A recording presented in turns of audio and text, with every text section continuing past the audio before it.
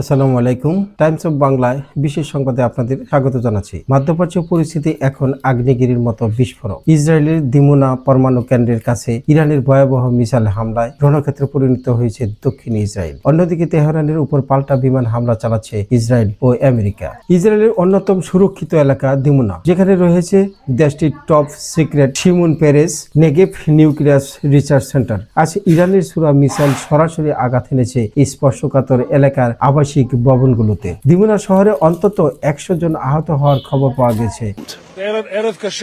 This is a difficult evening, an incident in Dimona and now an incident here as well.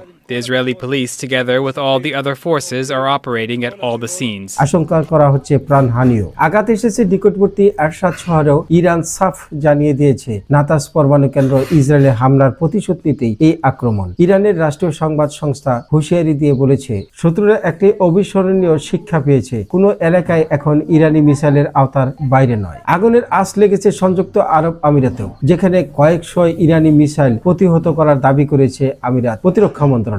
এদিকে মার্কিন central command জানিয়েছে, Hormuz প্রণালীতে ইরানের নৌশক্তি খর্ব করতে তারা ব্যাপক বিমান হামলা চালাচ্ছে। তেহরানের আকাশে এখন শুধু যুদ্ধ বিমানের গর্জন। এই উত্তপ্ত পরিস্থিতিতে G7 ভুক্ত দেশগুলোর অবিলম্বে হামলা বন্ধের আহ্বান জানিয়েছে। বিশ্ব জ্বালানি সরবরাহ ঠিক রাখতে তারা কঠোর ব্যবস্থা নেওয়ার ইঙ্গিত দিয়েছে। পরিস্থিতি কোন দিকে মোড় নেয় সেদিকেই এখন তাকিয়ে পুরো বিশ্ব। Abul Kalam Azad, Times of Bangla.